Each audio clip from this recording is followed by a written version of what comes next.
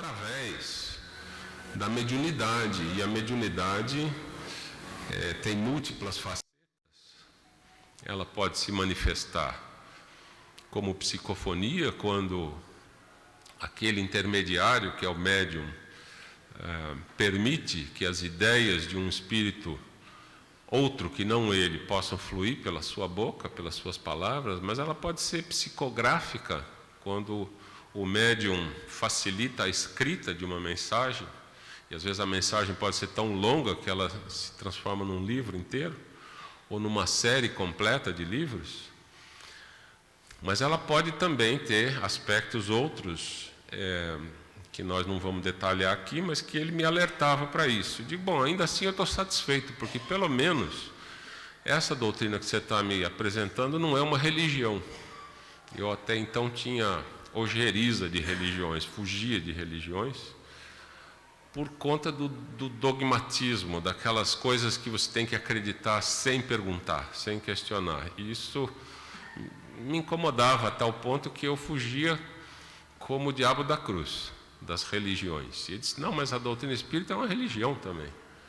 Ela tem esse tríplice aspecto de ser ao mesmo tempo uma ciência, uma filosofia e uma religião. E aí eu murchei um pouco, eu disse, bom, então eu quero entender melhor isso antes de me enveredar por esse caminho, porque eu estava já animado a começar a ler as coisas que ele estava me oferecendo. E como a gente não foge da raia, né? Quando o negócio parece interessante, a gente quer saber mais sobre ele, eu não apenas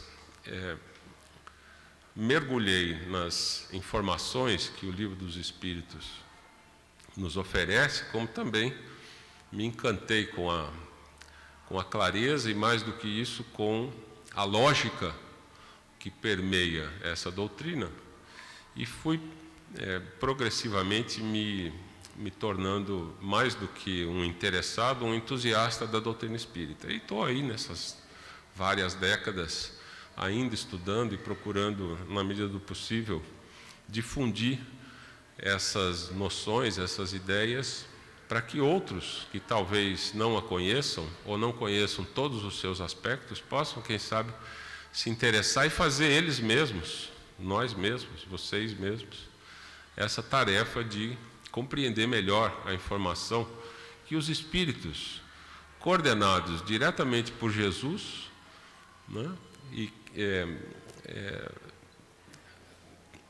dirigidos pela espiritualidade superior, encontraram em Allan Kardec um porta-voz adequado para fazer esse trabalho, né, essa tarefa muito complexa, árdua mesmo, de codificar essas informações que dizem respeito à nossa própria realidade de espíritos imortais. Como nós vivemos, enquanto espíritos encarnados, zelando para que estejamos dentro da lei, ninguém aqui quer ser fora da lei, tenho certeza disso. Mesmo quando a gente se encontra temporariamente fora da lei, a gente quer retornar para o bom caminho. Essa é uma índole natural das criaturas. E para que a gente possa distinguir o certo do errado, a gente precisa conhecer a lei. Em sociedade, nós temos uma noção bem clara do que é que pode e o que não pode. A gente não pode invadir o espaço alheio, imaginar que a solução dos nossos problemas possa significar desconforto ou tortura para os outros, para um ou mais dos nossos companheiros de jornada. Mas como espíritos imortais, o que é que a gente sabe sobre a lei? Essa é a grande mensagem que os evangelhos nos trazem. Ela nos oferece, essa mensagem, os evangelhos em si nos oferecem a possibilidade de compreendermos melhor quais são os desígnios do Pai, qual é a vontade de Deus. Essa é a lei. Ele, como Criador, nos criou e continua criando permanentemente, mas ele tem regras, objetivos, que são, na verdade, muito simples e que, no entanto, nós temos sistematicamente ignorado. Nós temos vivido sem saber direito o que é que Deus espera de nós. A tal ponto que nós nos habituamos nas várias religiões que nós fomos ajudando a desenvolver. E é claro, quem está falando para vocês aqui se sente espírito permanentemente. Eu não tenho nenhuma dúvida que eu sou um espírito imortal. Muitas vezes, numa audiência maior ou menor, a gente vai, sem dúvida nenhuma, encontrar um ou outro cético que ainda não se encontrou completamente nessa noção de imortalidade do espírito. Mas nós não estamos falando para as exceções, nós queremos, na verdade, conclamá-los a pensar um pouco mais a respeito da lógica, que é a solução das encarnações sucessivas, que a gente chama de reencarnações, como solução para essa, de continuidade mesmo, para o desenvolvimento do espírito. Essa é um conhecimento que, uma vez assimilado, ele se torna irreversível. Você não consegue mais pensar na vida sem se imaginar um espírito imortal, porque antes disso você tinha sempre dúvidas.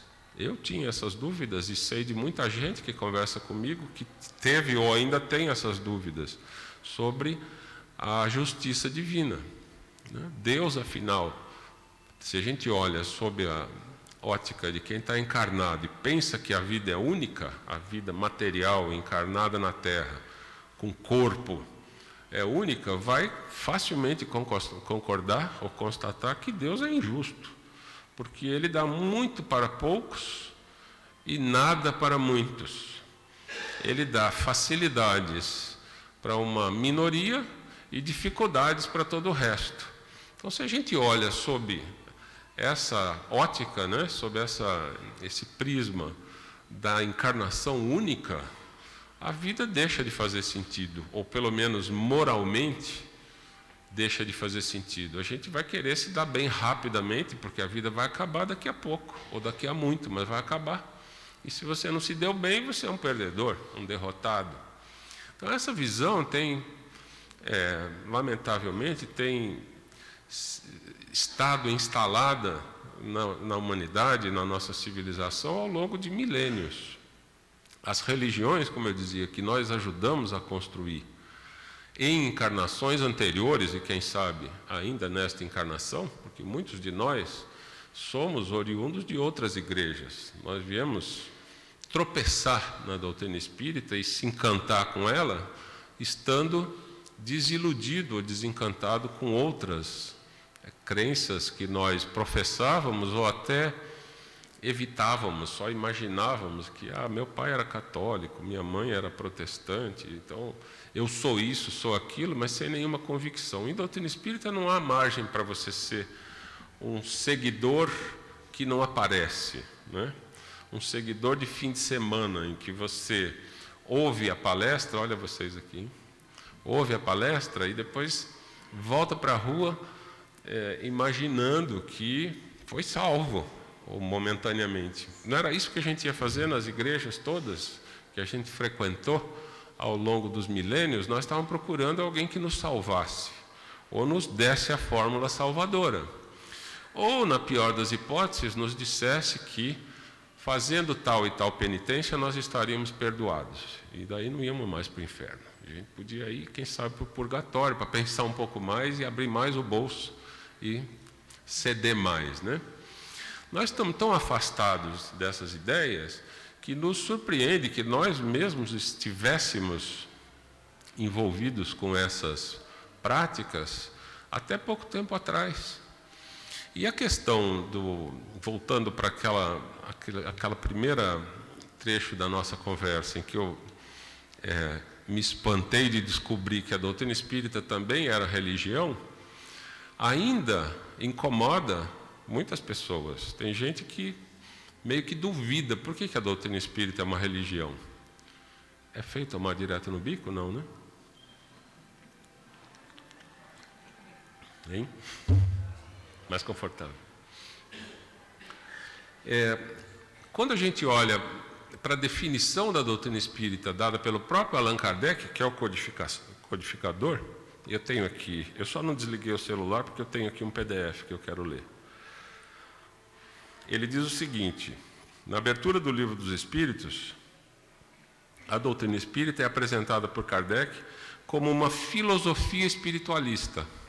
Então, logo de cara, a gente não tem essa informação de que a doutrina espírita é uma religião. Depois, Kardec escreveu vários livros, né?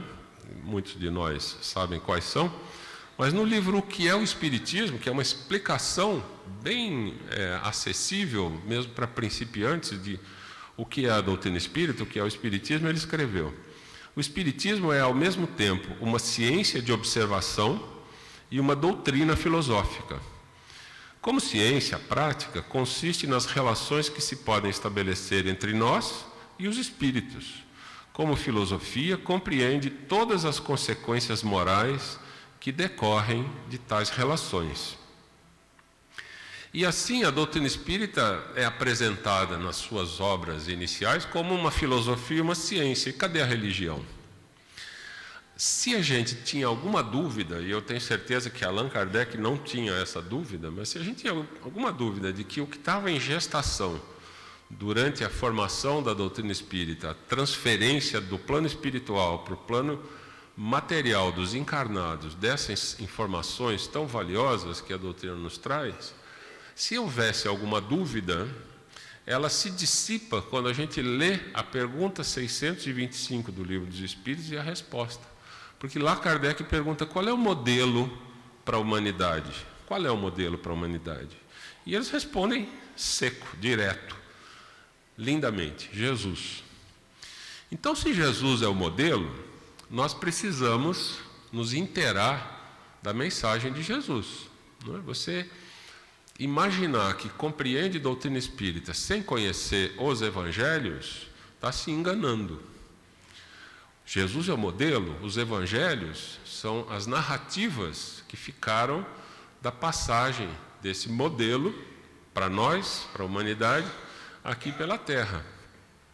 E essa passagem não foi algo de improviso, né? Foi algo longamente preparado por Jesus, que é o próprio governador do planeta. Eu gosto sempre de me deter um pouquinho, principalmente nas conversas mais longas, nesse aspecto. A gente tem essa informação em vários livros da doutrina espírita de que Jesus é o governador da Terra. Mas o que significa isso? A gente pode responder: ele é o pastor e nós somos as ovelhas, e ele já nos asseverou que de todas as ovelhas que o Pai a ele confiou, nenhuma se perderia, ele iria zelar por nós. Aí você diz: bom, tá bom, isso parece ser uma boa característica de um bom governador. Se a gente vai ler Emmanuel no livro A Caminho da Luz, que relata de forma bastante sucinta, breve até, eu queria que ele pudesse ter escrito mais detalhes, mas ele relata a história espiritual do planeta. E a gente vai descobrir lá, se não sabia antes de ler, que Jesus foi convidado a assumir, a presidir mesmo o desenvolvimento deste planeta que nós chamamos de Terra. Terceiro planeta do sistema solar, em que o Sol, na verdade, é uma estrela, e essa estrela até nem é muito poderosa em termos de calor e luminosidade, comparado com outras bilhões de estrelas que estão pelo universo, com seus sistemas planetários. Mas nós, a comunidade humana, né, estamos sediados aqui, nessa nossa jornada de crescimento espiritual. E essa jornada é toda ela preparada por Jesus. A Terra, se você pensar em números, e aí eu prometo não me estender muito, mas vale a pena a gente tomar conhecimento deles ou relembrá-los. A Terra tem 4 bilhões de anos. 4 bilhões, sabe quanto é, né? 1000 vezes 1000 dá milhão, 1000 vezes milhão dá bilhão. Então tem 9 zeros, anos, 4 bilhões de anos. Tem um outro aí que está dizendo, imagina, quem sabe isso? Você estava lá para medir? Mas a maioria, eu tenho certeza que confia na ciência, e a ciência, nas suas várias frentes, tem dado mostras da sua exatidão e da sua presteza em nos oferecer informação relevante. Então, nós sabemos, por evidências indiretas, mas consistentes, que a Terra tem 4 bilhões de anos. Mas o universo é muito mais velho, tem 14 bilhões de anos. Então, o universo é 10 bilhões de anos mais velho do que a Terra. Quando Jesus, há 4 bilhões de anos atrás, recebeu a tarefa de conduzir o processo de desenvolvimento do planeta para abrigar uma comunidade de espíritos que de uma maneira ou de outra, que se sediados nesse planeta fariam o seu processo de crescimento espiritual, ele, Jesus, já era um espírito angelical. Porque ele tinha tido, eu não sei qual é a idade de Jesus, mas é nosso irmão mais velho, muito mais velho. Naquela época, 4 bilhões de anos atrás, ele já estava credenciado a aceitar esse desafio.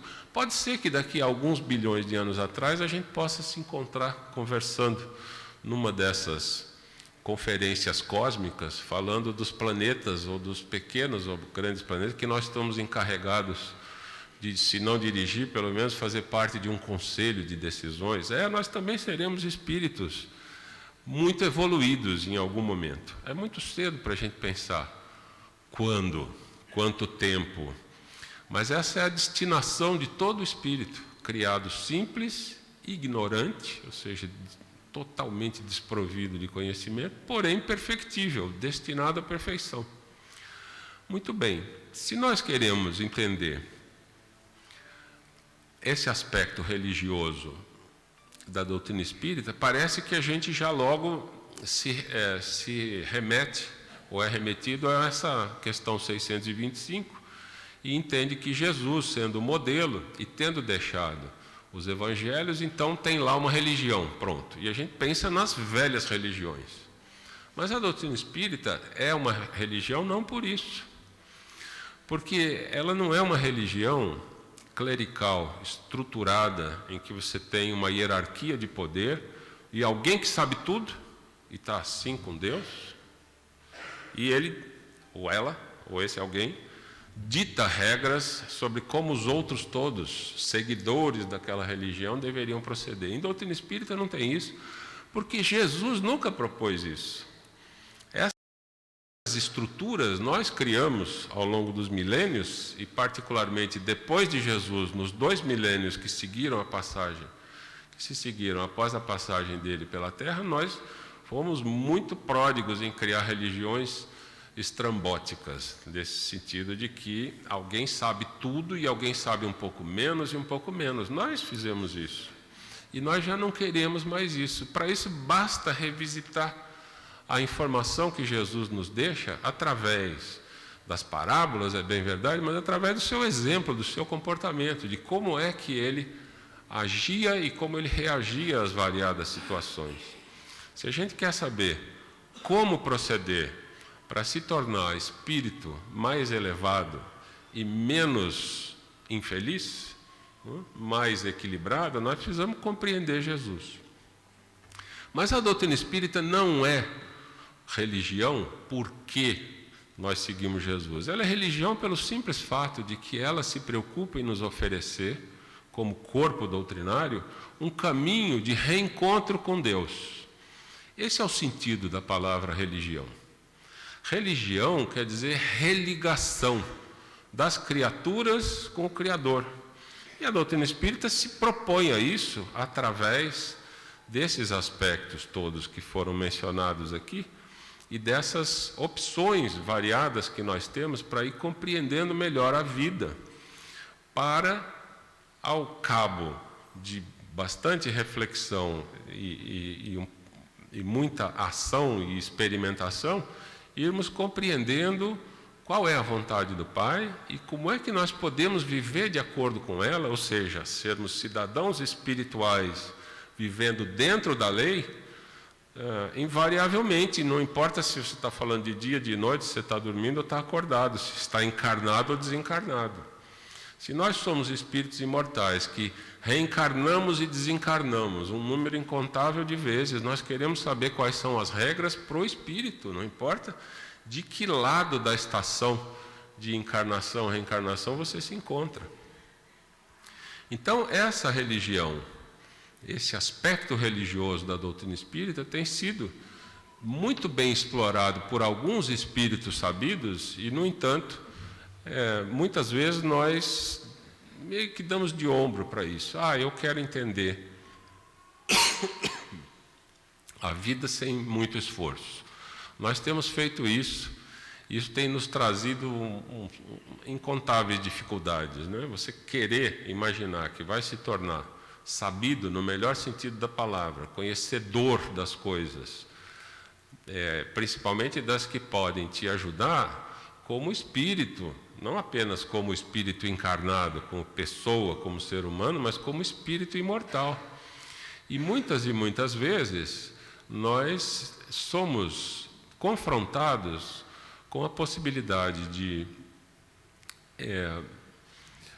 realizar coisas que não são fora da lei, mas não são úteis, não serão úteis para nós, pelo contrário, vão se constituir em motivo de preocupação, ou mais do que isso, de desconforto e de sofrimento. Paulo de Tarso, que na Igreja Católica é conhecido como São Paulo, diz lá no final da vida que de todas as coisas que a ele eram lícitas e, portanto, legais, ele podia fazer, nem todas convinham. Então foi preciso viver de forma áspera e refletir ininterruptamente para que Paulo chegasse a essa conclusão, a qual nós também vamos precisar chegar. Nós vamos ter que ir mais e mais nos refinando a nossa atenção para certos aspectos que têm sido deixados de lado. Até porque, como é muita coisa para conhecer e muitas as dificuldades, a gente vai invariavelmente tratando de resolver os problemas mais imediatos, as emergências, né? Quando a gente já está reservando a manhã do domingo para refletir sobre aspectos espirituais da vida, é sinal de que nós já estamos interessados em dedicar um pouco mais de tempo a esses aspectos que vão requerer sempre trabalho, esforço, reflexão, leitura. Não simplesmente procura de um templo, no caso de um templo espírita, para que alguém dotado de voz alta e microfone possa nos dizer o que fazer. Não é isso que vocês estão esperando de mim, né? Eu estou pensando em voz alta porque isso me faz bem. E compartilhar as minhas convicções com quem queira me ouvir me faz bem também. Mas isso não quer dizer que eu estou ensinando para quem quer que seja como é que se vive, porque eu ainda estou procurando essa sintonia mais fina nos mais variados aspectos da vida, que é sempre desafiadora. Em todas as frentes em que nós, de uma forma ou de outra, encontramos desafios, esses são desafios próprios, nossos, para nós mesmos, né? Não fruto da inveja alheia, da distração de Deus. E aí nós voltamos para Deus. Então, o Criador tem sido visto por nós mesmos como alguém meio estranho, meio vingativo, meio capaz de condenar.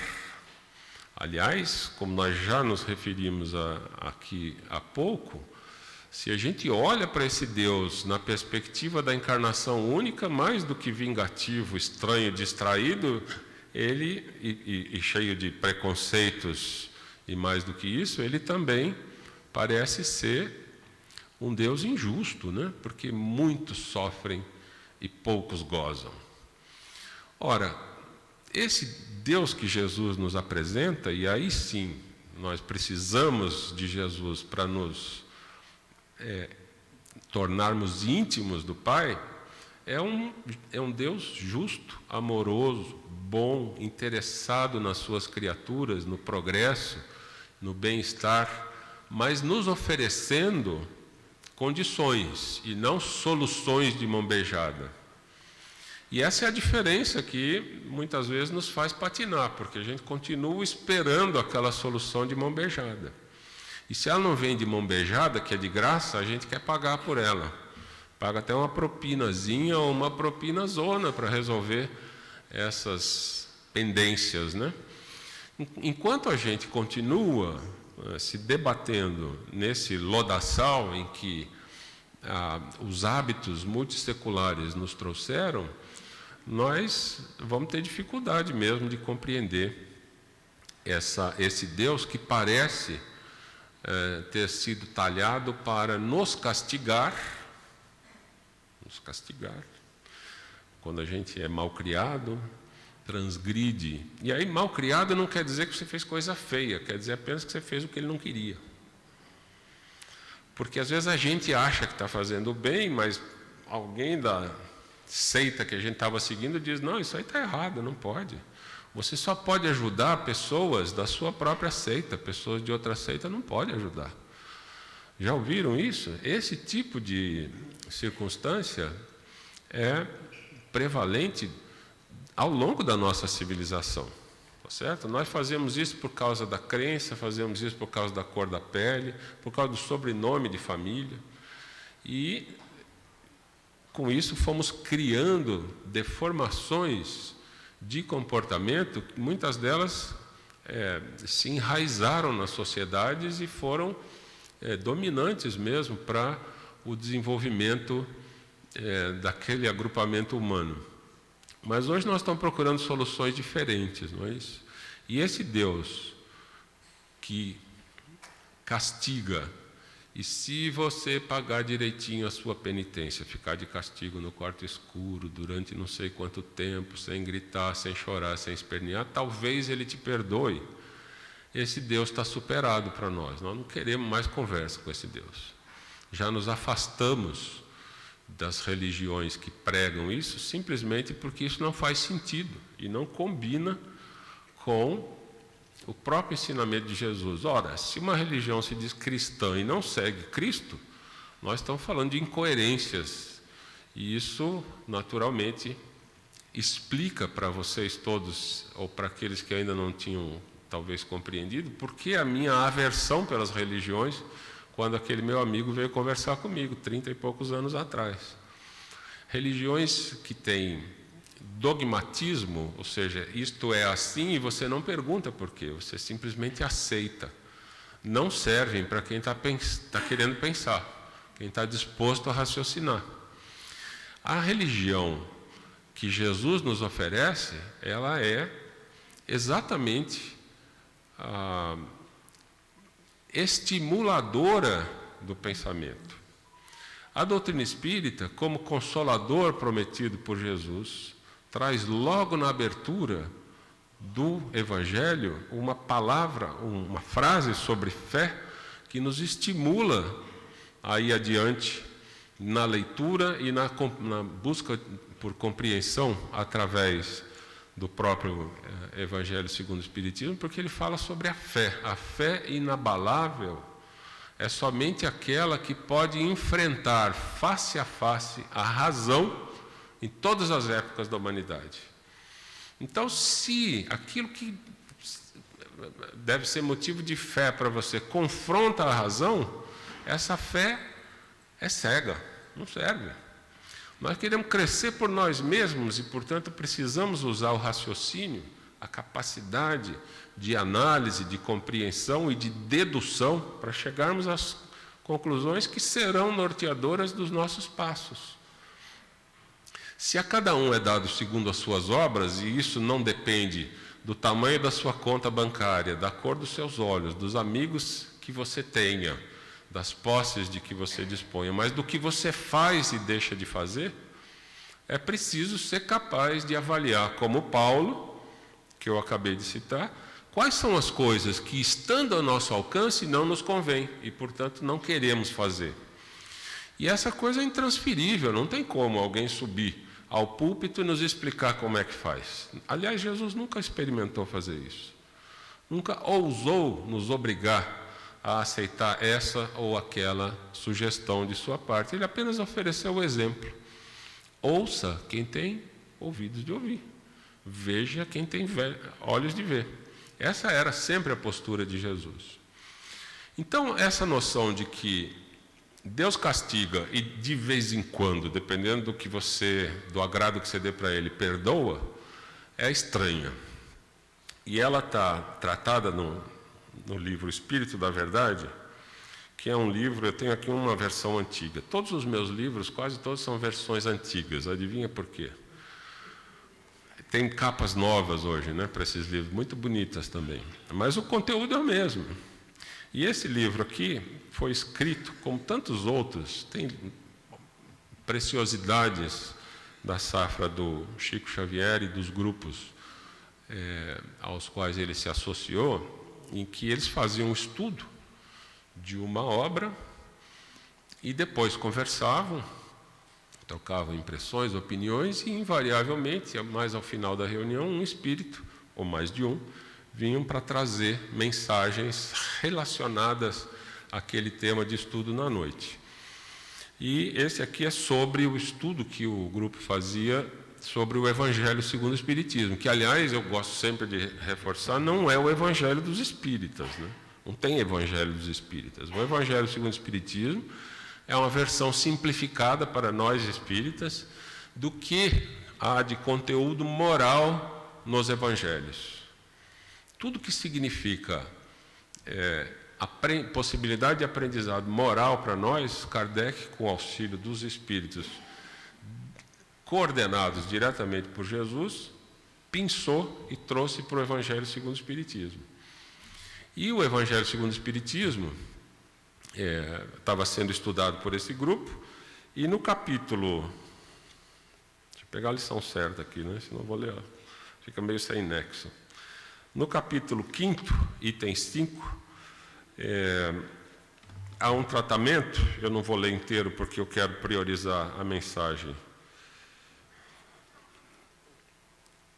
Nem castigo, nem perdão, mas que no item 5 começa assim, é Kardec dizendo, o Evangelho segundo o Espiritismo tem essa estrutura de que, em geral, tem uma ou mais citações do Evangelho, depois tem comentários de Kardec e comentários dos espíritos, mensagens que espíritos desencarnados, à época, 160 e poucos anos atrás, traziam através da mediunidade das meninas que trabalharam com Kardec.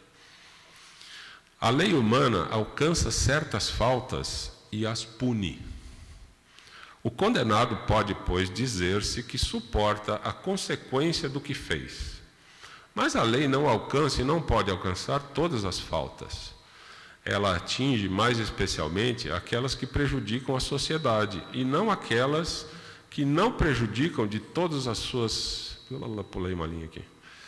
E não aquelas que não prejudicam, senão aqueles que as cometem. E aqui isso segue por mais um parágrafo longo e um segundo mais curto, em que ele vai discorrendo sobre essa confrontação ou essa diferença clara que existe entre a lei de sociedade, não é? Que nós usamos para rotular certas atividades como fora da lei e, de alguma forma, buscar uma punição. Sociedades diferentes, em épocas diferentes, pensaram em punições diferentes.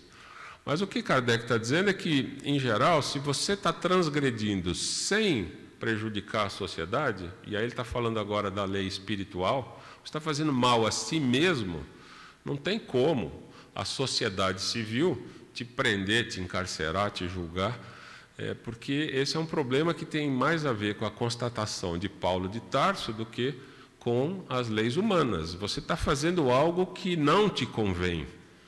E você precisa descobrir isso o quanto antes e inibir esse comportamento, se não for possível estancá-lo imediatamente, e pelo menos torná-lo menos frequente, menos importante na sua vida.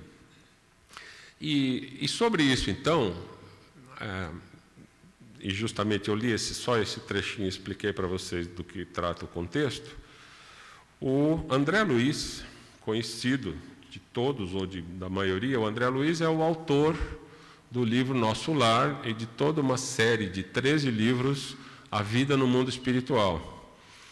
E ele se comunicou prioritariamente, enquanto Chico estava encarnado, através da mediunidade do Chico Xavier, mas ele também compartilhava da mediunidade do Valdo Vieira. E nesse livro aqui, Chico Xavier e Valdo Vieira são os médiuns. E nos capítulos ímpares, as mensagens foram transcritas através do Chico Xavier. Nas pares, Valdo Vieira. Essa é uma lição par. Então, André Luiz, via Valdo Vieira, diz assim: nem castigo nem perdão. O espírito encontra na própria fé, o cristianismo redivivo, estímulos novos para viver com alegria, pois com ele os conceitos fundamentais da existência recebem sopros poderosos de renovação.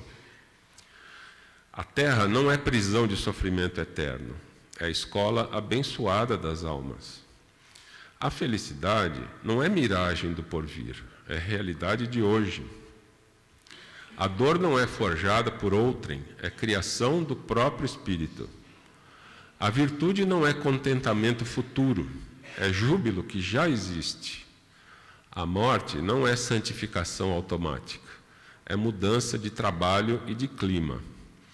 O futuro não é surpresa atordoante, é consequência dos atos presentes. O bem não é conforto do próximo apenas, é ajuda a nós mesmos. E aí eu vou fazer uma pausa, porque é muito comum nos textos de André Luiz, nas lições curtas, ele fazer esses contrapontos. Ele vai mostrando, muitas vezes, visões alternadas, aspectos, muitas vezes, diametralmente opostos de certas coisas, para nos atentar, chamar a nossa atenção para aspectos cruciais das nossas vidas, que muitas vezes passam batido, despercebido. Eu vou só realçar algum deles. Ele diz: a Terra não é prisão de sofrimento eterno, é a escola abençoada de almas. Passar a olhar a vida na Terra como a vida num educandário faz muita diferença para nós.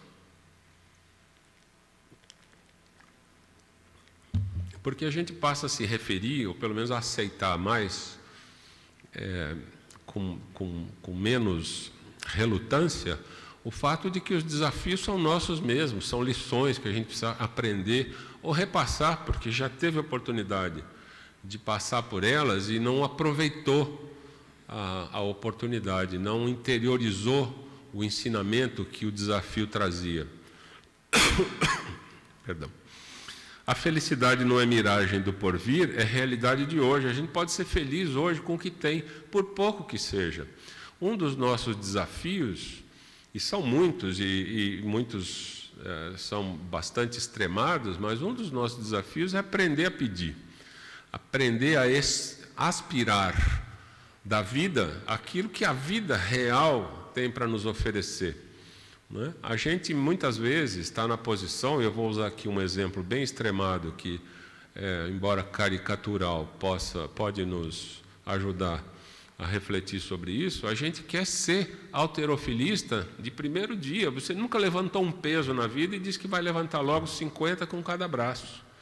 Isso requer, como tudo, treinamento. E é treinamento sistemático, que começa pelo peso menor e vai crescendo, mas não precisamos ser musculosos. A gente podia querer ser pianista. E nunca tocou piano, mas quer vestir o fraque, mandar o rabo do fraque para trás, sentar e sair tocando. Não vai acontecer isso.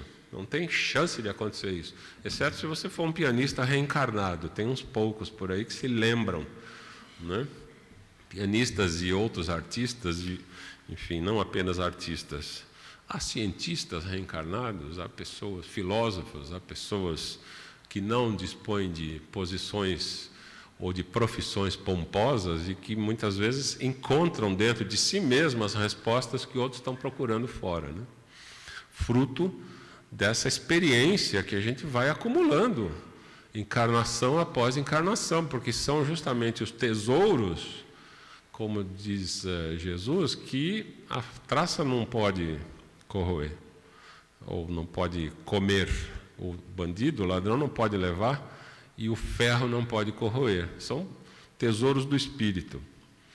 A dor não é forjada por outro, é criação do próprio Espírito.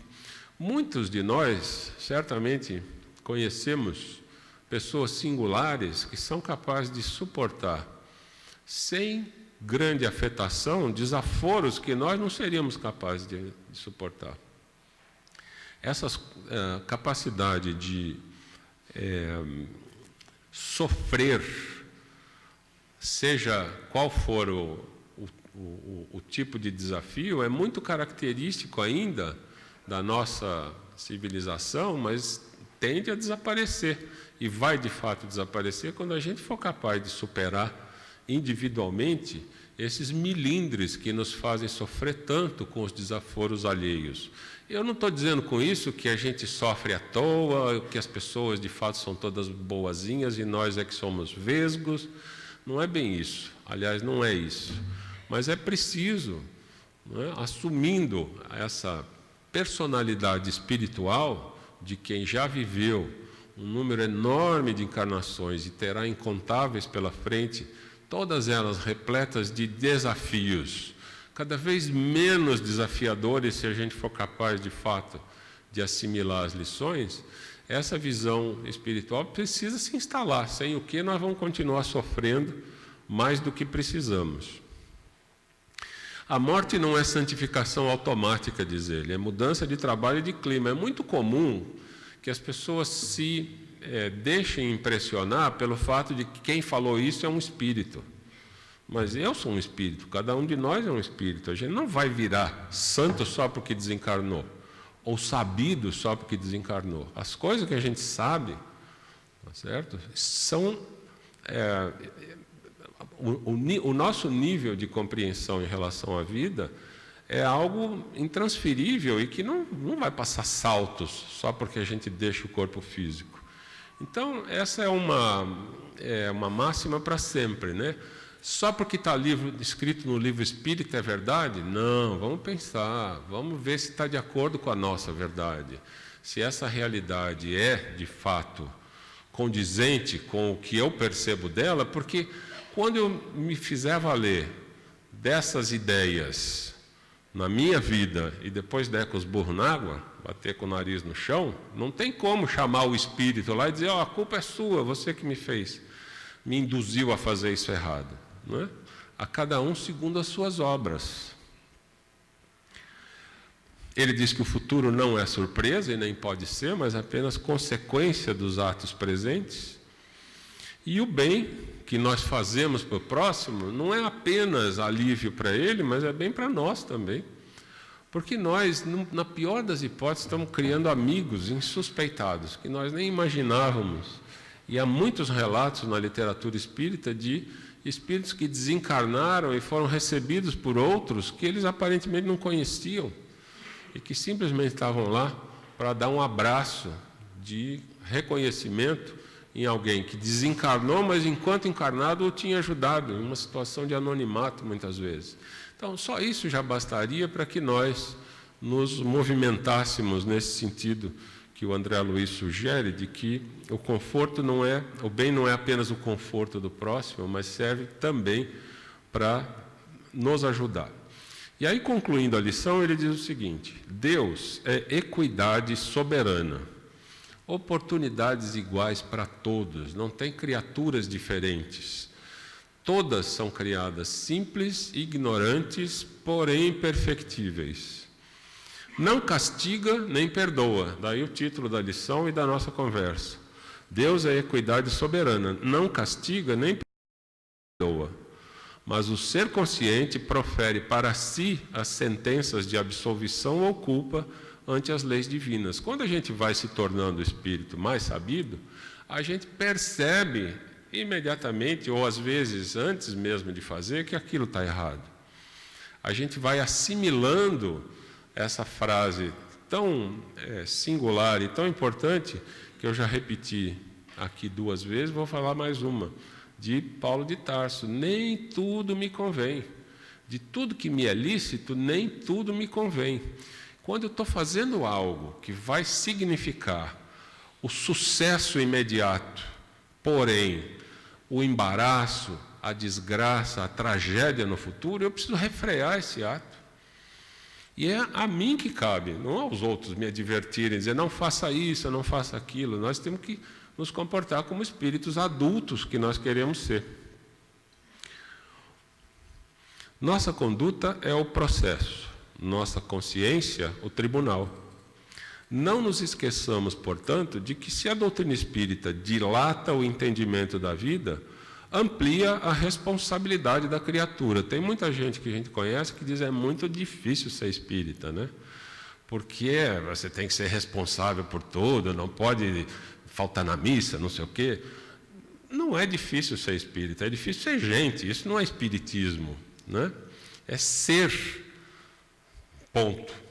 Se você então precisa deixar de ser personagem coadjuvante da vida. Tem que ser o personagem principal. E o personagem principal tem que saber tudo, controlar tudo, se virar nos 30, ou nos 50, ou nos 100. Agora vamos chegando nos 100 anos já, né? Você tem que, de alguma forma, assumir controle sobre os atos e as omissões, porque, mais dia, menos dia, você vai se ver, não com o Deus que, de alguma forma, condena e castiga, mas com o seu próprio eu, refletindo sobre o que foi essa última encarnação. Quais foram as facilidades e dificuldades que estiveram a me desafiar em alguns aspectos e quais delas eu consegui aproveitar? Então, o castigo é o espírito percebendo o tempo perdido, não tem outro castigo. E o perdão é o castigo, é o espírito entendendo que, a despeito das oportunidades perdidas, outras virão e ele vai se esmerar, fazer o seu melhor para aproveitá-las. É disso, e apenas disso, que a gente precisa cuidar. As raízes das grandes provas irrompem do passado, subsolo da nossa existência, e na estrada da evolução, quem sai de uma vida entra em outra, porque berço e túmulo são, simultaneamente, entradas e saídas em planos da vida eterna. Essa é a mensagem que André Luiz nos oferece, que eu quis compartilhar com vocês, porque ela sempre me dá ensejo para essas reflexões sobre quem sou, de onde vim, para onde vou. Essas são as perguntas que a filosofia naturalmente nos propõe. Qual é o sentido da vida? Por que eu devo fazer assim e não de outra maneira? Fazer assim e não assado, como a gente diria. Mas a filosofia nos oferece uma infinidade de alternativas que nos permitem, inclusive, construir a nossa própria moral, a nossa ética, a nossa maneira de compreender, de nos expressarmos e de viver a vida. Mas se a gente associa essas perguntas à essência da mensagem de Jesus, que é nos trazer informações sobre o Pai amoroso e bom, e nós fazemos essas perguntas levando em consideração o que é que Deus acha sobre isso, aí a vida muda de figura. Completamente, porque aí não tem mais infinitas respostas. Porque nós vamos encontrar no próprio Jesus, e na sua fala, no seu exemplo, mas principalmente na sua descrição do que ele chamou a lei e os profetas, os mandamentos todos, as leis divinas, apenas duas. Reconhecer que Deus é Criador, tudo pode, e portanto amá-lo sobre todas as coisas, e que todas as criaturas são iguais, de modo que nós tenhamos que nos adaptar progressivamente, e com muita dificuldade, é fácil reconhecer, que nós vamos inexoravelmente, com o passar dos anos, dos séculos, dos milênios, nós vamos ser capazes de amar aos nossos irmãos indistintamente. Muito embora isso nem sempre signifique morrer de amores. Amar é reconhecer nele ou nela, naquele espírito, uma criatura de Deus que tem tido oportunidades, como eu também tenho tido, e que, assim como eu escorrego e me atrapalho muitas vezes, esse outro meu irmão está sujeito a isso, porque está num estágio evolutivo ainda muito principiante, como é o meu caso. Reconhecer isso não significa sair abraçando todas as pessoas e imaginando que a gente pode se despir das nossas precauções, dos nossos cuidados, mas de reconhecer que, mais dia menos dia, nós vamos ser capazes de enxergar nos outros indivíduos criaturas como nós, em plena evolução e com as dificuldades que lhes são próprias. Era essa a nossa conversa dessa manhã. Eu espero que vocês todos, ou se não todos, uma boa parcela, possa aproveitar essas provocações como tema para reflexão, de modo que a gente possa, chegando às nossas próprias conclusões, lutar por elas, para colocá-las em prática e mantê-las vivas no nosso cotidiano, seja domingo de manhã, seja sábado à noite, seja o meio da semana. Que assim seja.